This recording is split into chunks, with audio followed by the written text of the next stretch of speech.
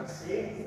Kata perjuangan minta saudara pas tengah kami kota. Harus. Pada siang hari ini kehadiran kita tempat ini saya ingin mendeskripsikan mengenai anak kesulitan belajar merupakan bentuk pengimbasan dari diklat yang saya ikuti dari GTK Kemendikbud.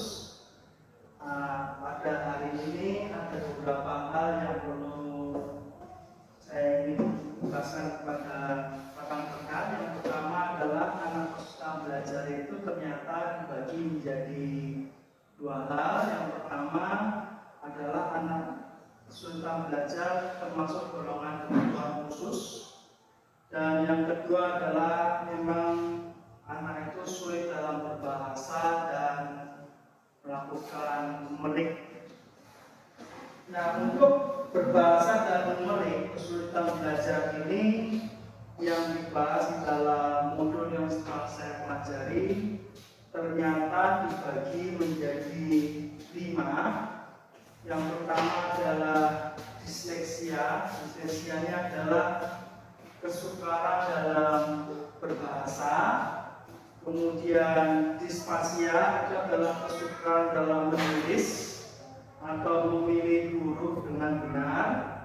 Kemudian ada disfasia, itu kesulitan belajar dalam menyimak, membaca, dan menulis matematika.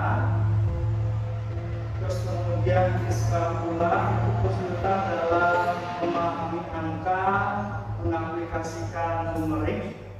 Dan yang terakhir adalah disgrafia, adalah kesukaran mengungkapkan pemikiran dalam komposisi tulisan. Nah, ini adalah dilema setiap sekolah. 5 hal ini adalah dilema setiap sekolah, dan yang pasti juga ada di dalam sekolah kita. Nah, terus kemudian dari jenis-jenis kesulitan belajar ini tentu ada yang menjadi penyebab kenapa peserta didik kita mengalami kesulitan belajar. Yang pertama adalah karena adanya cedera otak, mungkin pada waktu mereka masa bayi pernah terjatuh, terus sehingga akan mengganggu perkembangan otaknya. Terus kemudian yang kedua adalah ketidakseimbangan zat-zat kimia di dalam otak, karena pada bayinya anak-anak itu mengalami stunting, perhatian orang tua terhadap anak juga kurang maksimal, sehingga ketidakseimbangan zat kimia di dalam otak menjadi kurang.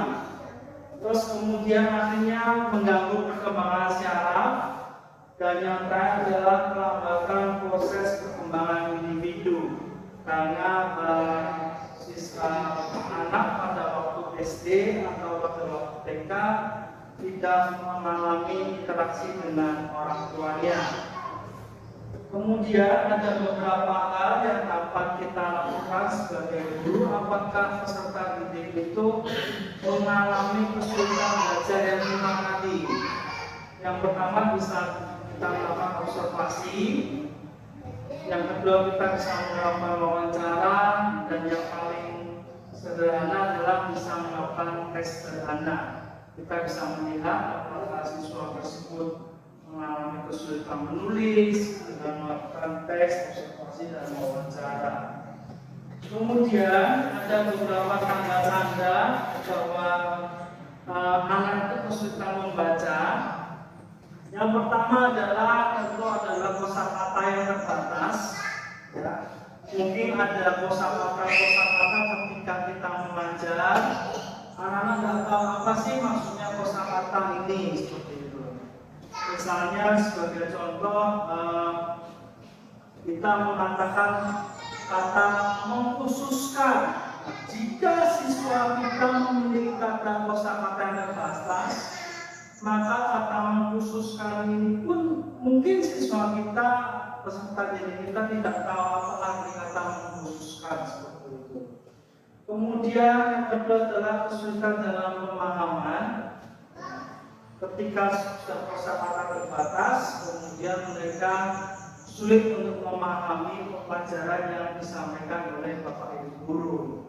Kemudian yang berikutnya adalah ada kata pembalikan dan penggantian, kemudian ada ejaan yang buruk, kemudian ada kesulitan mengartikan kata-kata, dan yang terakhir adalah tentang tantangan dan pengurutan model kata atau model kalimat. Kemudian ada beberapa strategi saya melihat di dalam modul bagaimana kita sebagai guru mengatasi peserta didik yang sulit dalam membaca. Yang pertama adalah dengan pertemuan intens, kita sebagai guru itu membangun kosakata kepada para peserta didik. Terus kemudian peserta didik diajak untuk membaca dengan keras.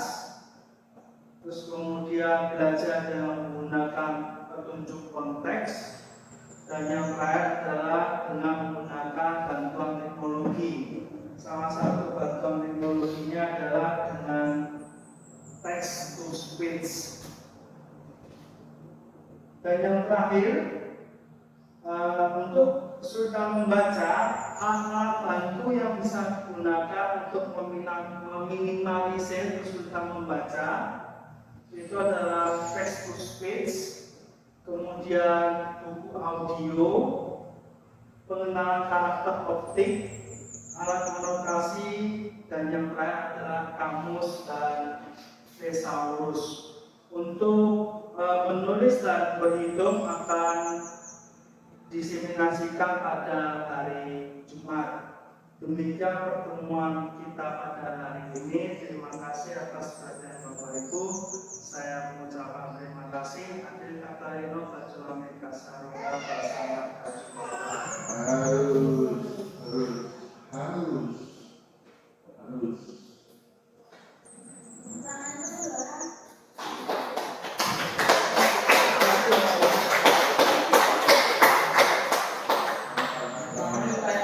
Nah, enggak apa-apa lah.